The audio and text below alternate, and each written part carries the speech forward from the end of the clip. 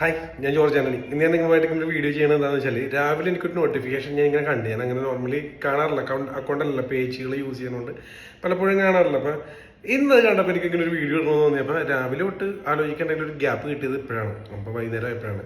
അപ്പോൾ പറഞ്ഞു വരുന്നത് നമുക്ക് എല്ലാവർക്കും ഒരു ഹീറോ ആരാണ്, നമ്മുടെയൊക്കെ ഹീറോ ആരാണെന്ന് വെച്ചാൽ മിക്ക ആമ്പിള്ളേരും പറയുന്നത് എൻ്റെ ഡാഡിയാണ്, എൻ്റെ അപ്പനാണ്, എൻ്റെ അപ്പച്ചനാണെന്ന് പറയും. അപ്പോൾ അതുപോലെ അപ്പം തന്നെ ഡാഡി എപ്പോഴും നമ്മുടെയൊക്കെ ഹീറോ മിക്കപ്പോഴും എല്ലാവർക്കും. പിന്നെ അതുപോലെ തന്നെ പല കാര്യങ്ങൾക്ക് വേറെ വേറെ കുറേ ഹീറോസ് ഉണ്ടാവും, നമ്മളെ പല കാര്യങ്ങൾ പഠിപ്പിച്ചു തന്നെയാണ്. അപ്പം എനിക്ക് വീട്ടിൽ അപ്പന് തുല്യമായിട്ടുള്ള, അല്ലെങ്കിൽ ചേട്ടന് തുല്യം, അല്ലെങ്കിൽ കൂട്ടുകാരന് തുല്യമായിട്ടുള്ള ഒരു വ്യക്തിയുണ്ട്. അദ്ദേഹത്തിനെ കുറിച്ചാണ് ഞാൻ പറഞ്ഞു തരുന്നത്. അപ്പം ഞാനും എൻ്റെ മൂത്ത ബ്രദറും കൂടി ഒരു 11-11 വയസ്സ് ഗ്യാപ്പുണ്ട്. അപ്പോൾ അദ്ദേഹത്തിൻ്റെ ജന്മദിനമാണെന്ന്. അപ്പം ഞാൻ ഇങ്ങനൊരു വീഡിയോ എനിക്ക് ചെയ്യണമെന്ന് തോന്നി. ആൾ കാണുമ്പോൾ എന്ത് വിചാരിക്കാൻ എനിക്കെന്നാണ്. അത് നമ്മുടെ കാര്യമല്ല, പുള്ളിയുടെ കാര്യങ്ങൾ അല്ലേ.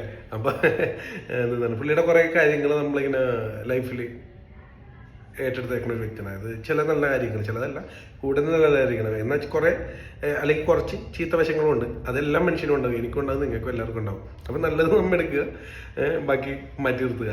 പിന്നെ ചിലവരുടെ ഒന്നും നമുക്ക് അംഗീകരിക്കാൻ പറ്റില്ല. അങ്ങനെയുള്ളവർ നമ്മൾ കുടുംബത്തിലുള്ള ഒരാളാണെങ്കിലും മാറ്റി നിർത്തിയേക്കണം. അപ്പോൾ ഇന്ന് ഞാൻ പറഞ്ഞു തരുന്നത് അതല്ല. ഇപ്പം ഇന്ന് ആളുടെ ജന്മദിനമാണ്.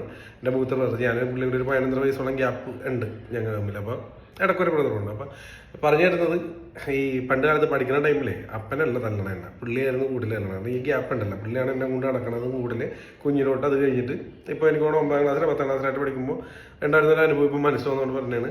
ഞാൻ ആൽബർട്ട്സിൽ പഠിക്കുന്ന ടൈമിൽ എന്നോട് ചോദിച്ചു എങ്ങനെയാണ് രാവിലത്തെ ക്ലാസ്. നമ്മുടെ അടിപൊളിയായിരുന്നു. ഏതായിരുന്നു സബ്ജക്റ്റ് ഫസ്റ്റ്?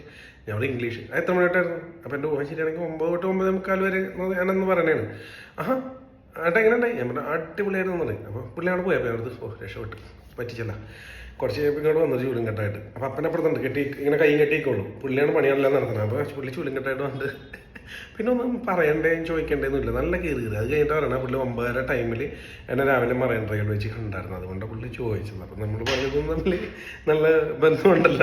പിന്നെ അപ്പോൾ ഇങ്ങനെയൊക്കെ വളർത്തിയത് കൊണ്ട് ഇങ്ങനെയെങ്കിലും ആയി, അല്ലെങ്കിൽ ഇതിലും കൈവിട്ട് പോയാണ്. അത് വേറെ ആയിട്ട്. അപ്പോൾ എന്തായാലും ആട്ടെ.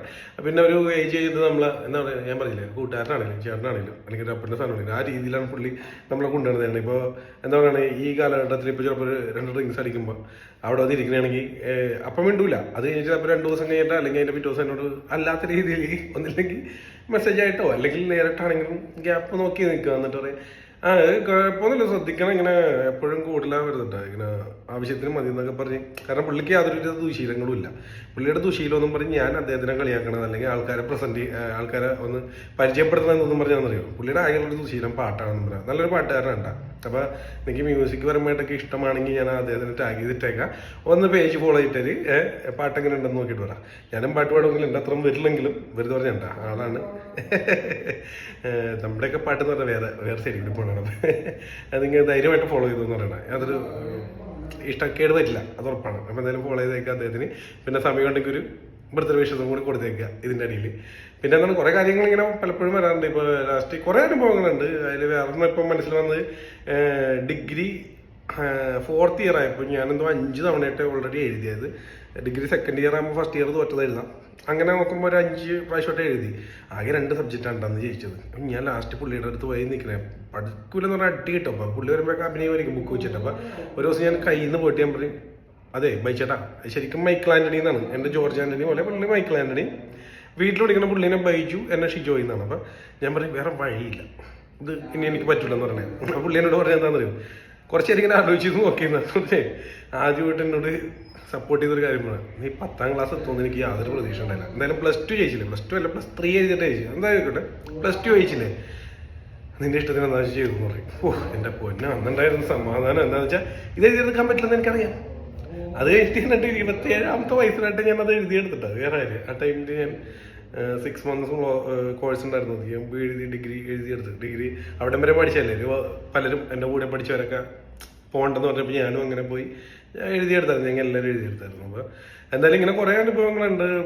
പുള്ളി ഞാനോട് സംസാരിച്ച് കഴിഞ്ഞാൽ ഇപ്പോഴും ഞാൻ പറഞ്ഞിരുന്നു, നല്ലൊരു സുഹൃത്ത്, നല്ലൊരു ബ്രദർ, അപ്പൻ്റെ സ്ഥാനമാണെങ്കിലും ആ രീതിയിലാണെങ്കിലും എല്ലാം.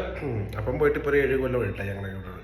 അപ്പോൾ എന്തായാലും ഇന്ന് അദ്ദേഹത്തിൻ്റെ ബർത്ത്ഡേന് പറ്റുമെങ്കിൽ ഒരു ജന്മദിന ആശംസകൾ അറിയിക്കുക. പിന്നെ പുള്ളിനൊന്ന് പേജ് കൂടി ഫോളോ ചെയ്തിട്ട്, നല്ലൊരു പാട്ടുകാരനാണ്, എനിക്ക് മ്യൂസിക്കൊക്കെ ഇഷ്ടമാണെങ്കിൽ അതുകൊണ്ട് തന്നെ എടുത്ത് പറഞ്ഞത്. അപ്പോൾ ഇത് കാണുമ്പോൾ പുള്ളിക്ക് എന്ത് തോന്നുന്നു, അവനെന്തായി വട്ടായാൽ നോക്കിയാൽ എന്തായിക്കട്ടെ, നമ്മുടെ കാര്യമല്ലേ. ഇന്ന് മനസ്സിങ്ങനെ പറഞ്ഞു ഇങ്ങനെ ഒരു കാര്യം ചെയ്യണം.